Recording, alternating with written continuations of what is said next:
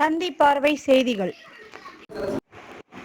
செங்கோட்டை அரசு மருத்துவமனையில் கோட்டாட்சியர் லாவண்யா தலைமையில் நோயாளிகள் நலசங்கம் கூட்டம் நடந்தது.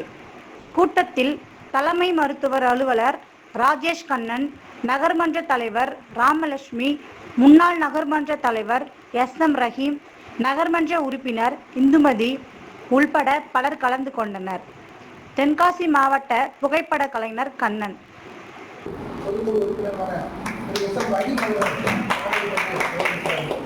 தலைமை மருத்துவர் டாக்டர் ராஜேஷ் அவர்கள் பொன்னாடை போட்டி கவனம் செய்தார்கள்.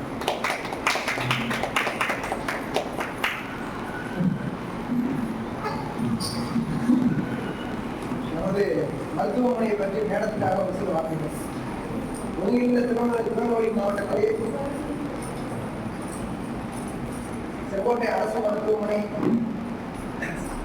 சாதனை பாதையில் இலக்குகளை கடைந்து சாதனைகள் பல புரிந்துள்ளது. அதற்கு எடுத்துக்காட்டாக மத்திய அரசு வழங்கி வரும் ஆய்வுகள் கொண்டதை மாநில அளவில் 2020-21 ஆண்டின் முதல் முதலையும் 2023-24 மாநில அளவில் 2வது முதலையும் வென்று செங்கோட்டை அரசு மருத்துவமனையானது சாதனை கொடுத்துள்ளது.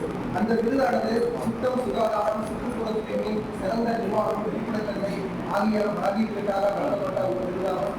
அந்த விருதினை நாம் 2 முறை பெற்றுள்ளதை ஒரு தலைமை மருத்துவர் அவருடைய சீரிய முயற்சி மற்றும் தலைமையில் கிடைத்த நிர்வாகத்தில் கிடைத்த ஒரு நல்ல பரிசாகும் என்று கூறி, நமது நேஷனல் ஹெல்த் மிஷன் வழங்கும் இந்த ஆண்டுதோறும் 1 லட்சம் ரூபாய் இந்த பணத்தை நாம் எவ்வாறு செலவு செய்ய வேண்டும் என்பதற்காக இது பதிவு செய்யப்பட்ட ஒரு சங்கம், தகுதிக்கு உட்படுத்தக்கூடிய ஒரு சங்கம் இதனுடைய வரவு செலவு